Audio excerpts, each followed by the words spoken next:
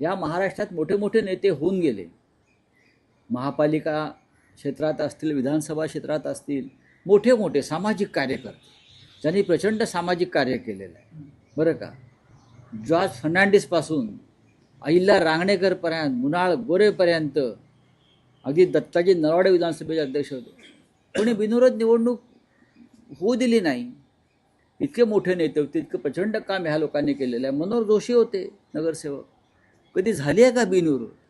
मग हे सगळे छपरी टपरी बरं का, शिंद्यांच्या आणि भाजपचे गुंड मवाली लोक हे निवडून बिनविरोध आणले जातात आणि निवडणूक आयोग त्यांना क्लीन चिट देत आहे. निवडणूक आयोगाचा क्लीन चिटचा कारखाना हा देशासाठी, राज्यासाठी धोकादायक आहे. निकालाला 10 दिवस बाकी आहेत, अजूनही महापौर पदाच्या आरक्षणाची सोडत जाहीर झाली नाहीये. कोणाला कुठे महापौर करायचा हे आधीच ठरवलं जातंय. नक्कीच निवडणूक आयोग हा, मी मगाशी म्हणालो, निवडणूक आयोग हा सत्ताधाऱ्यांचा एजंट म्हणून काम करतो आहे. एजंट जसे पदाधिकारी नेमले जातात एखाद्या राजकीय सत्ताधारी पक्षाचे, त्या पद्धतीनं हे भारतीय जनता पक्ष आणि शिंदे गटाचे पदाधिकारी आहेत. प्रत्येक ठिकाणी निवडणूक आयोगानं घोटाळा केला आहे, नियमभंग केला आहे, कायद्याचं उल्लंघन केलं आहे आणि सत्ताधारी पक्षाला मदत होईल अशा प्रकारचंच त्यांचं वर्तन होत आहे. पण या सगळ्याचा हिशोब त्यांना द्यावा लागेल. प्रत्येक गोष्टीला अंत असतो, लक्षात घ्या. पहिल्यांदाच असं होतं की महापौर पदाचं आरक्षण ही सोड अजूनही नाही निघत आहे. का निघत नाही?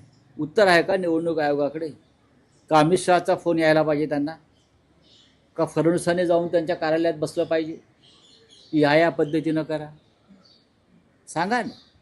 निवडणूक आयोग काय ताटाखालचा मांजर आहे यांच्या? बोला. ठाण्यातल्या निवडणूक प्रकरणात देखील आता निवडणूक आयोगाने केवळ अहवाल मागितलेला आहे.